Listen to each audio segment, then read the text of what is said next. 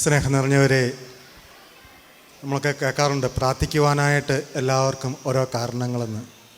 അപ്പോൾ നമ്മൾക്ക് ആഘോഷിക്കുവാനായിട്ടും രണ്ട് കാരണങ്ങളാണ് ഇന്ന് ഉള്ളത്.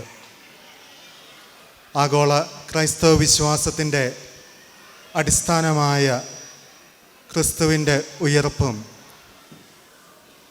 ഹൈന്ദവ വിശ്വാസത്തിൽ അധിഷ്ഠിതമായ വിഷു എന്ന ആഘോഷവും.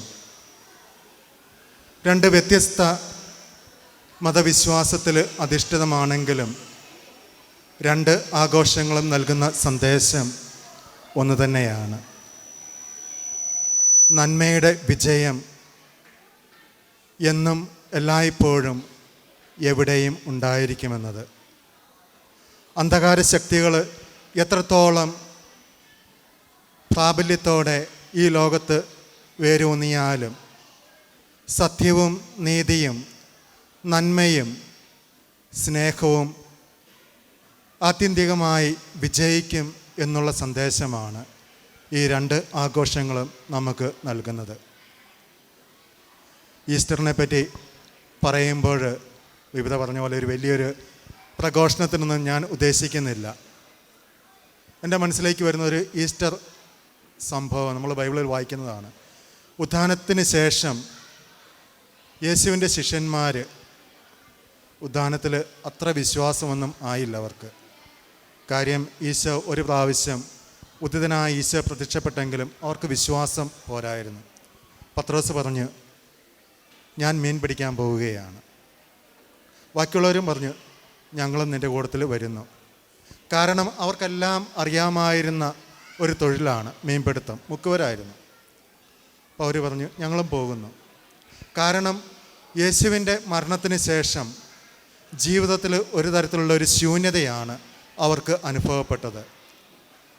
തങ്ങൾ വിശ്വസിച്ചതും പ്രത്യാശിച്ചതും ഒന്നും നടക്കാതെ വന്നപ്പോൾ ഇനി മുമ്പോട്ട് ഇരുട്ട് മാത്രമാണ്, യാതൊരു പ്രതീക്ഷയ്ക്കും വകയില്ല എന്നുള്ള ഒരു അവസ്ഥ വന്നപ്പോൾ പത്രോസ് പറഞ്ഞു, ഞാൻ മീൻ പിടിക്കാൻ പോവുകയാണ്, എൻ്റെ പഴയ തൊഴിൽ.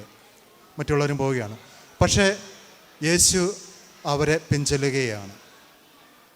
ഗലീലി കടൽ തീരത്ത് വെച്ച് യേശു അവരോട് വീണ്ടും സംസാരിക്കുകയാണ്.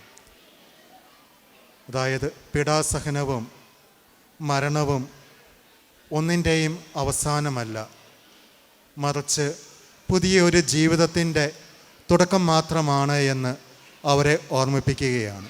പ്രിയ സഹോദരങ്ങളെ, നാം വിഷുവും ഈസ്റ്ററും ആഘോഷിക്കുമ്പോഴും ഇത് തന്നെയാണ് കരുതേണ്ടത്.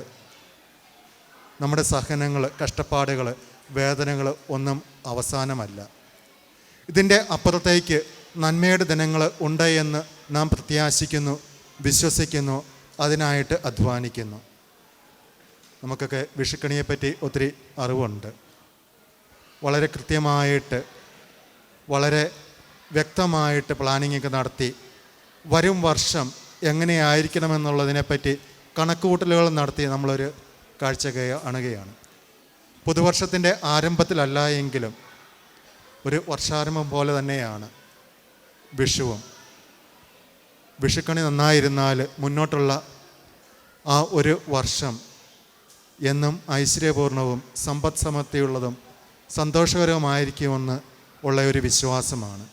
പ്രിയ സഹോദരങ്ങളെ, ഈ ആഘോഷങ്ങൾ തുടരുന്ന ഈ അവസരത്തിൽ നമുക്ക് ആശംസിക്കാം, നമ്മുടെ ഓരോരുത്തരുടെയും ഭവനത്തിൽ എന്നും സമാധാനം ഉണ്ടായിരിക്കട്ടെ. നമ്മുടെ ഹൃദയങ്ങളിൽ സന്തോഷവും നമ്മുടെ ഓരോരുത്തരുടെയും ജീവിതത്തിൽ സമൃദ്ധിയും ഉണ്ടാകട്ടെ. സർവേശ്വരനായ ദൈവം നമ്മെ ഓരോരുത്തരെയും എന്നും എല്ലായ്പ്പോഴും അനുഗ്രഹിക്കട്ടെ. Thank you.